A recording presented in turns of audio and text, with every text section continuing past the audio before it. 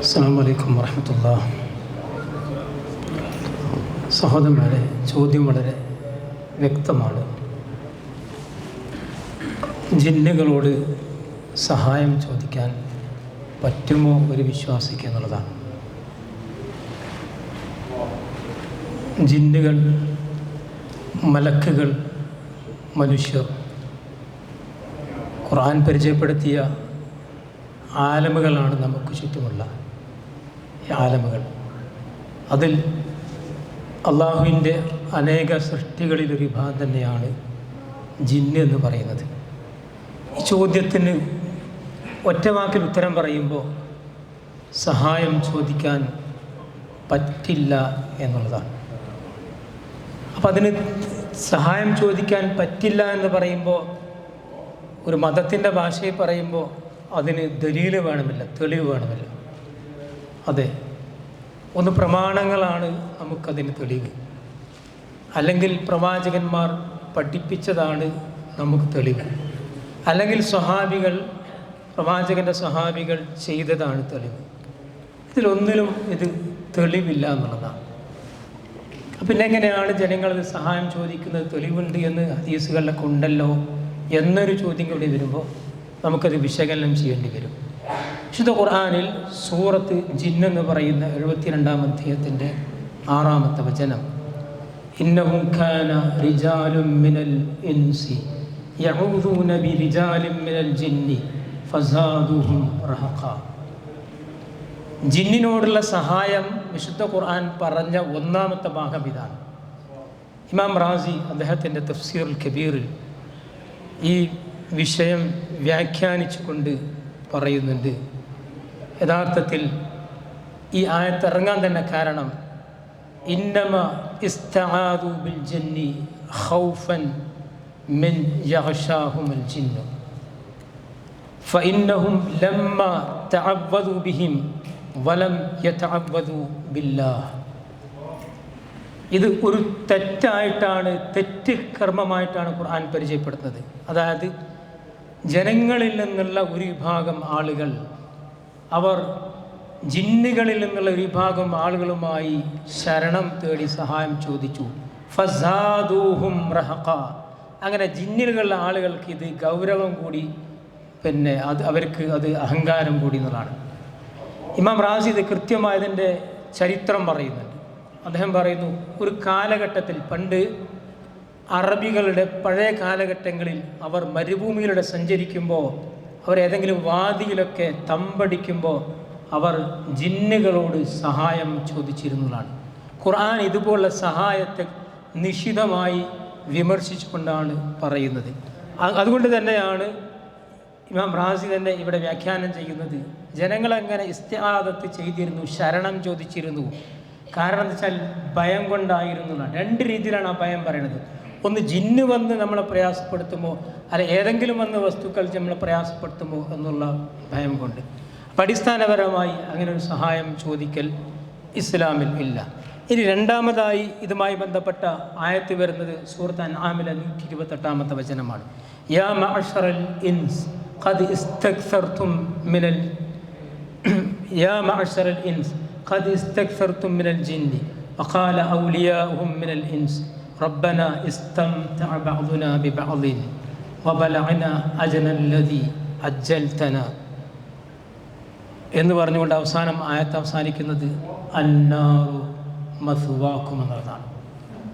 അതായത് ജനങ്ങളിൽ ഒരു വിഭാഗം വന്ന ആളുകൾ അവർ ജിന്നുകളുമായി ബന്ധം ചേർത്തിരുന്നു എന്നുള്ള വിഷയത്തെ ഖുർആൻ നിശിതമായി പറഞ്ഞുകൊണ്ട് പറയാണ് അന്നാറു മസ്വാക്കും. അങ്ങനെയുള്ള ആളുകൾക്ക് നരകം അത് അവരുടെ അഭയമാണ്.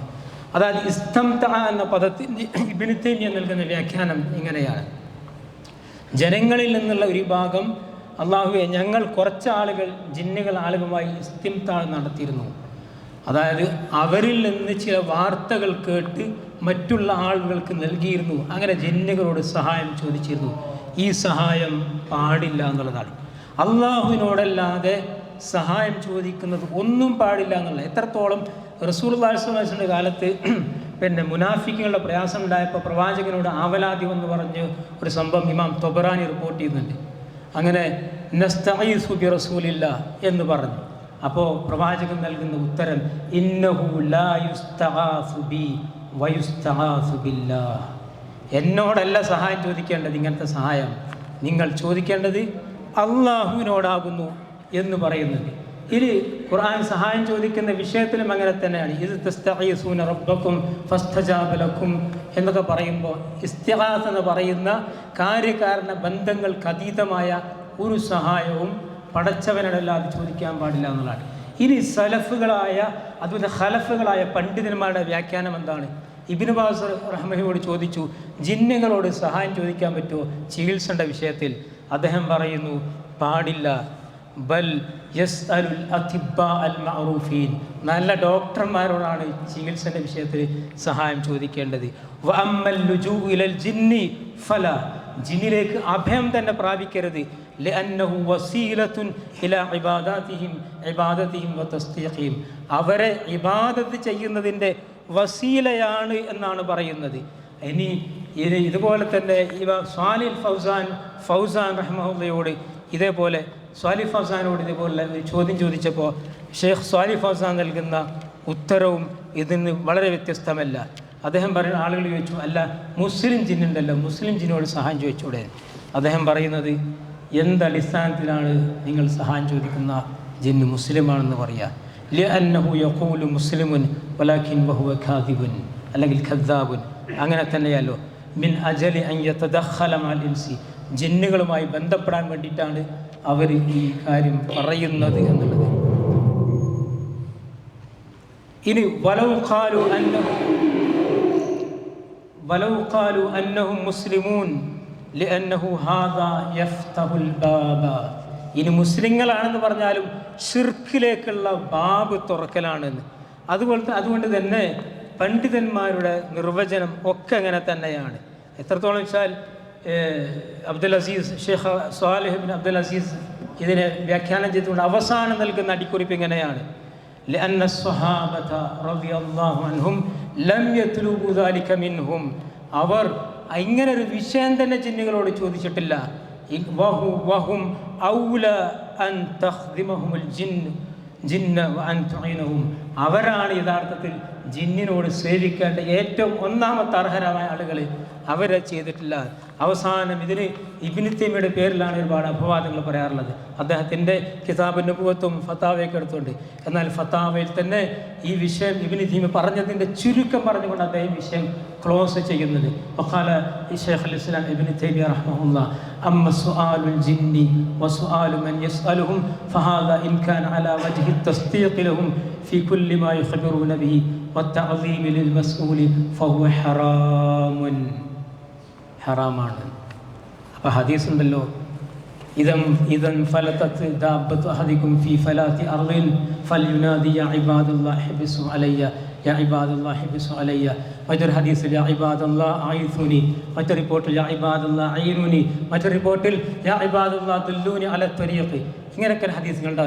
ഈ ഹദീസ് ദഈഫാണ്.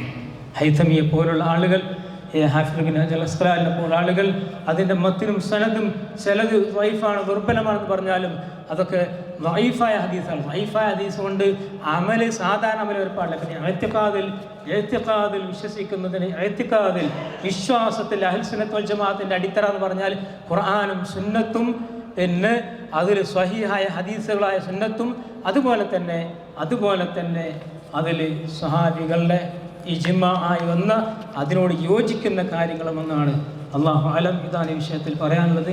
അല്ലാഹു ജിന്നുകളോട് സഹായം ചോദിക്കാതെ പടച്ചവനോട് തന്നെ സഹായം ചോദിക്കുന്ന ആളുകളുടെ കൂട്ടത്തിൽ നമ്മെ മരിക്കുവോളം നിലനിർത്തുമാറാവട്ടെ. അസ്സലാമു അലൈക്കും.